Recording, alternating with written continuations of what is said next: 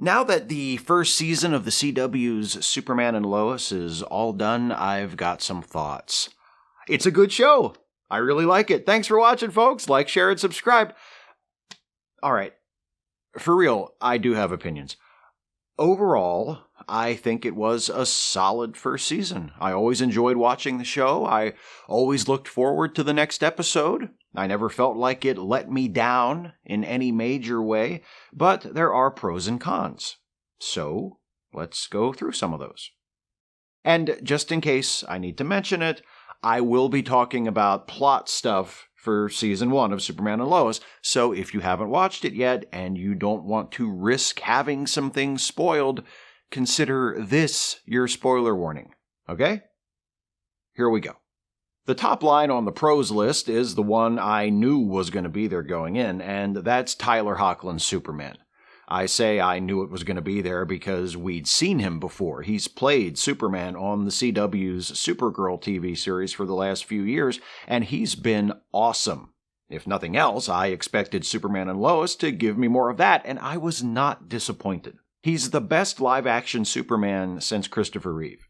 Maybe if Brandon Routh had been able to play Supes for more than one movie and a few scenes in the CW's version of Crisis on Infinite Earths, it would be a bit more of a horse race, because I loved Brandon Routh's Superman, and the dude was born to play the character, but he hasn't gotten to play him very much, and Tyler Hoechlin's had the opportunity to play him in multiple Supergirl episodes, and now a whole season of his own series, and it is what it is.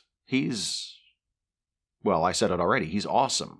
This version of Superman is kind, friendly, and principled, not just a bulletproof guy who flies and punches hard. He cares about his family, about his town, about the people he's made it his life's work to help and protect. In the first episode, we see through a flashback what this Superman's public debut looks like. He's wearing a costume modeled on the look of the Fleischer Brothers Superman, which is a great way to get on my good side because I love the Fleischer Superman, and the costume looks fantastic in the episode. But the costume isn't the only thing that makes it a good scene. The visual reference to the cover of Action Comics #1 is also cool, but that's not the only thing that makes it a good scene. The most important thing that makes this a good scene is when Superman, after having saved the people in the car, walks up to a kid standing nearby, picks up the kid's hat, which was knocked off by the wind when Superman flew by a moment ago, hands the hat back to the kid, and says with a warm, goofy smile, "Here you go, friend." And then the kid compliments his outfit, and Soup says, "Thanks, my mom made it for me," and flies off, knocking the kid's hat off again. It's perfect. The whole thing is perfect, and it's perfect because it tells us everything important we need to know about this Superman and who he is. He's strong, he's fast, he can fly, he helps people, he comes to the rescue when disaster looms, and he's a kind, warm, likable, caring person. He's earnest, he's a little corny. He is, as the Christopher Reeve version of Soups tells Lois Lane after rescuing her for the first time, a friend. We get all of that in the opening moments of the first episode, and for the most part, the series is able to carry that through to the end of the season. I do think the show wanders away from its strengths as the season goes on, but Hoechlin's Superman is always just who he needs to be and is strong enough to hold things together. But he doesn't have to hold it together all by himself, which brings me to the second line in the pros column, Elizabeth Tulloch's Lois Lane. She was more of an unknown entity going into the series because we've seen her before, but she hadn't had a whole lot to do. And this version of Lois isn't quite as sturdy as the show's Superman. There are times throughout the season where it feels like the writers are struggling with exactly what to do with Lois here, but Tulloch's grip on the character never slips. Even if the writers aren't always sure who Lois is, Tulloch is, or at least that's how it seems. This version of Lois has a lot more to deal with in terms of changes to the typical status quo than Superman. The premise of the series moves the Kents from Metropolis to Smallville. It's not such a radical change for Soups, because he doesn't really have to live in any particular city, and he's from Smallville anyway, but The move and a few subsequent circumstances mean that Lois loses her job at the Daily Planet. And if Lois Lane isn't the star reporter of the world's greatest newspaper, who is she? I think the show has got that figured out by the end of the season, but it's a bit touch and go there for a while. When it comes to portraying Lois, the writers and producers of Superman and Lois have to navigate around several traps that are built into its premise. Because Clark and Lois are married with kids in this series, and I'll get more into that in a minute, it would be all too easy to remove Lois from the Daily Planet and leave her role in the show reduced to the wife and the mom. That wouldn't be good. But at the same time, wife and mom are facets of her character in this show, so you don't want to completely ignore those either. You need to strike a balance. She needs to be a wife and a mom, but she also needs to be Lois Lane. It's a balance the show struggles to find, but like I said, by the end of the season, when Lois and her new friend/boss Chrissy Beppo agree to become partners in owning and running Smallville's town newspaper, it feels like they've got it sorted. Tulloch's version of Lois reminds me a bit of Margot Kidder from the classic Superman movies, which is good because Kidder's Lois is my favorite Lois. Tulloch isn't quite as abrasive and spunky as Kidder in the role, but her Lois and Kidder's Lois share a commitment to their work as journalists. Get the story, tell the truth to the public. Tulloch's Lois has more of a social conscience than Kidder's, which I'd guess is partially a product of the story of the season, containing more overtly political themes than the Christopher Reeve/Margot Kidder movies did, for the most part, and partially a product of the fact that this is a TV series rather than a movie, and they had a lot more time to flesh the characters out. This version of Lois doesn't just care about getting the story, she cares about what the story is. She's socially conscious. She wants to use her position as a respected reporter to make the world a better place. One of the best scenes in the whole season comes in the first episode, when Lois tries and fails to convince Alana and her husband Kyle that Morgan Edge, a supposedly benevolent billionaire who has swept into Smallville promising jobs and economic revival, is not the hero he presents himself as. She specifically calls out Edge as a union buster, and pro-union content always gets a cheer from me. And when Edge, who has also recently purchased the Daily Planet, tries to shut her up, Lois walks away from the planet and the job that has defined her for her entire professional life. This is a Lois with principles and guts. So all that's great, but there are important characters in Superman and Lois. Besides Superman and Lois, there are also kids, twins. Teen, super teen twins. Sort of, not really. Anyway, the kids could have easily been a disaster, but instead they come out as one of the show's greatest strengths. Jonathan and Jordan, the twin sons of Clark and Lois, are good kids. They're the kind of kids you'd expect them to be, knowing that Lois Lane is their mom and Superman is their dad. But they're also depicted more or less realistically as teenagers.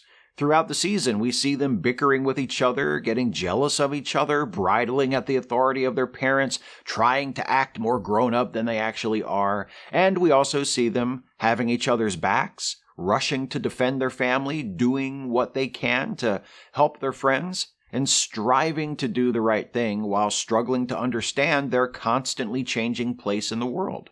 And who among us who remembers what it's like to be a teenager can't relate to that? Crucially, even though Jonathan and Jordan are shown together more often than not, the show also gives each of them his own story throughout the season. Jordan, played by Alex Garfin, is the kid who's been dealing with mental illness his whole life, who's been the outcast, the troubled one, who suddenly begins developing superpowers, joins the football team, makes friends, and finds love with Sarah, the girl he's had a crush on for years, who also happens to be the daughter of Lana and Kyle.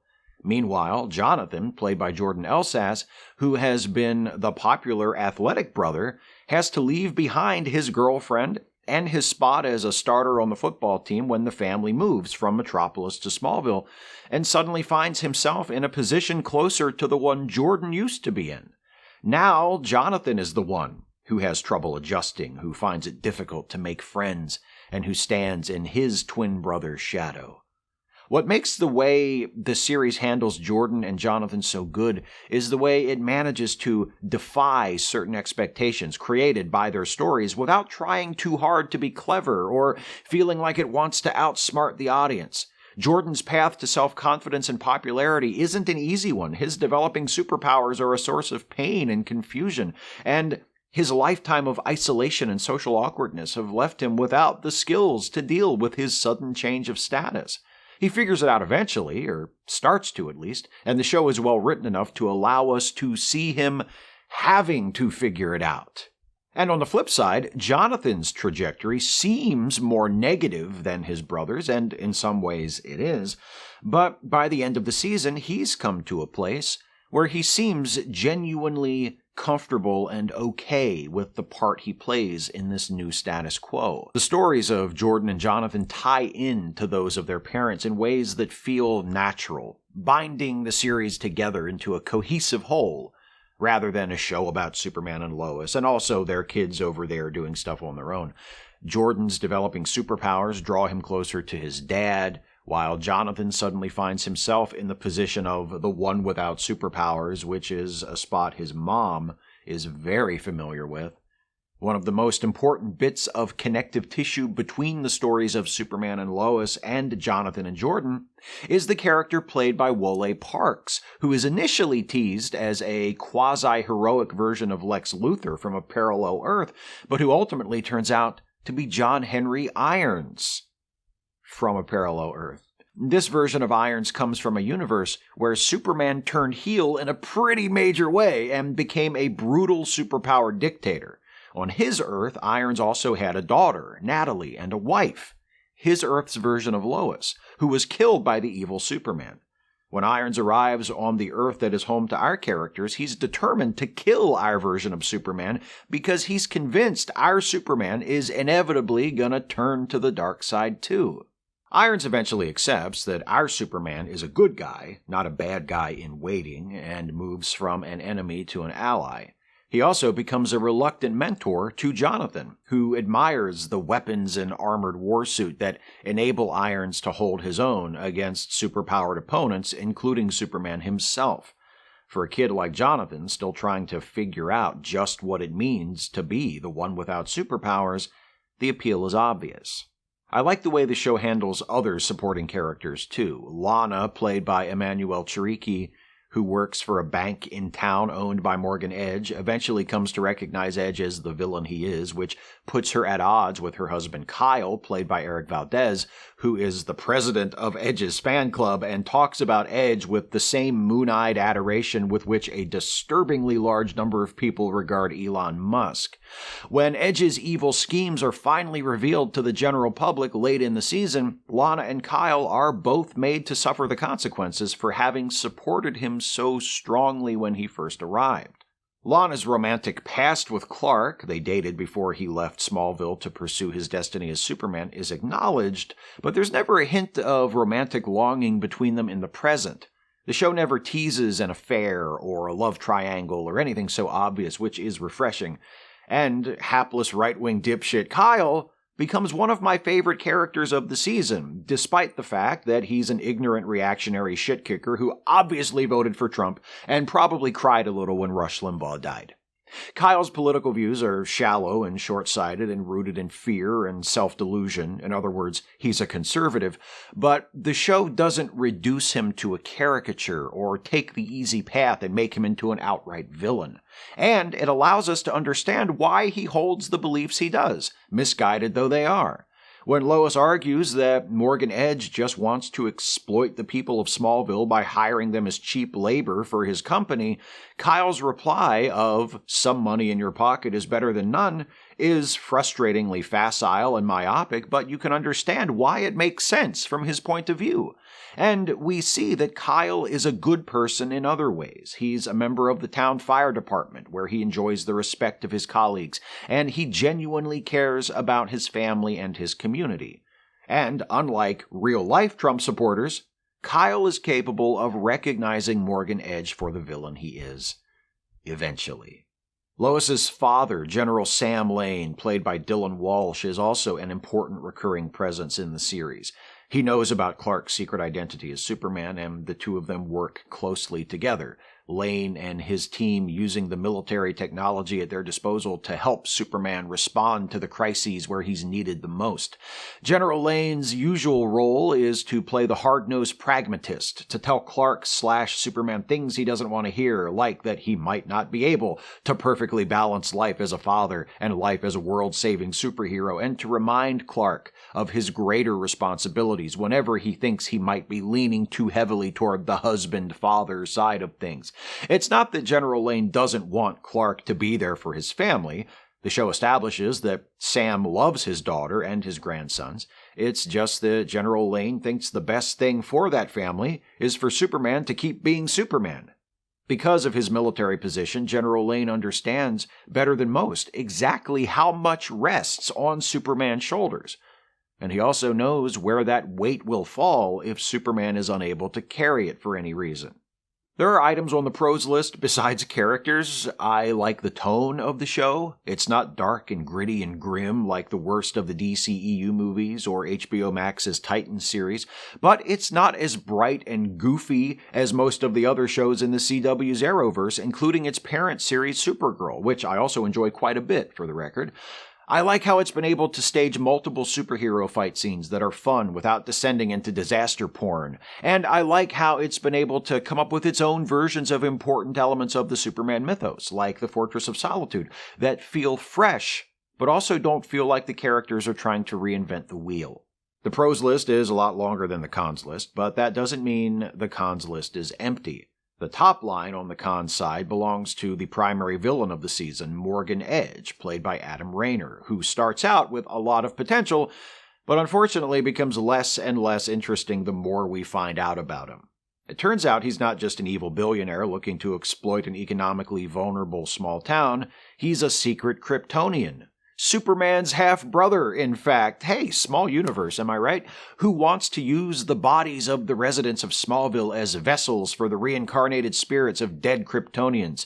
He's driven on in this scheme by the hologram of his Kryptonian father, Zeta Rho, who's basically an evil version of the hologram of Jor-El that assists Superman in the Fortress of Solitude, which, again, is an interesting idea that never really goes anywhere that interesting.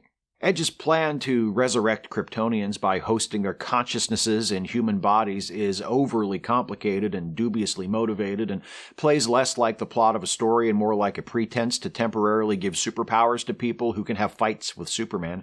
Edge himself is eventually positioned as a kind of tragic figure, the product of a lifetime of abuse, who is pushed by Zeta Rho into abandoning his own desires and ambitions in favor of carrying out the legacy of his Kryptonian father, a man long dead, who now exists only as a sophisticated computer program. But honestly, given how one-note his character is and how convoluted his plans are, it's hard to feel sorry for him, or give a shit about anything that happens to him, really. Which is a shame, because in the back half of the season, the show centers more or less exclusively on the hero's efforts to thwart Edge's Kryptonian resurrection plot at the expense of more interesting stories that were set up in earlier episodes and either hastily resolved or just dropped entirely. For example, one of the mysteries in the early episodes is the exact nature of Jordan's superpowers. He manifests special abilities, invulnerability, super strength, super hearing, etc., but they come and go seemingly at random. Superman takes Jordan to the Fortress of Solitude for a test, and Jor-El tells him point blank that Jordan's powers will never develop to the point that he can control them and use them productively like Superman does. But eventually, pretty soon actually, Jordan is able to control his powers and use them to help out Superman at some crucial points. So, was Jor-El wrong? Is there some other factor at play that allows Jordan to focus and stabilize his abilities? The show never really makes it clear. For a few episodes, it seems like the writers might be teasing an explanation. Jordan's powers only seem to work when his brother Jonathan is nearby. Is that the explanation? That even though Jonathan doesn't have powers himself, the twins share a bond that somehow allows Jordan to use his superpowers? It seems like that's the direction things are headed. At least, it seems that way to me. I don't know. Maybe I'm reading too much into it. But eventually, The show drops that angle, and Jordan's superpowers become something he can wield if he focuses hard enough, whether Jonathan's around or not. The family stuff, the Smallville stuff, the high school stuff, that's all more interesting than the Kryptonian threat. Morgan Edge is a far more intriguing villain as a predatory capitalist than he is as a stealth Kryptonian / wannabe warlord with daddy issues. The show's most compelling and charming moments are ones like this, from the 3rd episode, where Superman waves to a bystander after stopping a bridge from collapsing, only to notice that he's got paint on his hand from the paint fight he was having in Smallville with Lois and the boys a minute before. It's cute, it's funny, it illustrates how Clark overlaps with Superman in this version of the character. It shows us Superman being a hero, but also being kind of a dork. And, unfortunately, moments like this come less and less frequently as the season goes on. There's one more item on the cons list I want to talk about. It's kind of petty. It's not all that important, but it's something I noticed throughout the season, so I figured I'd better mention it at least. I don't love Superman's costume. The Fleischer-inspired version he wears in the 1st episode and in another flashback-based episode midway through the season is fantastic, as I said before, but the present-day version just doesn't melt my butter, you know? And that's all I want, really, a good butter-melting Superman costume.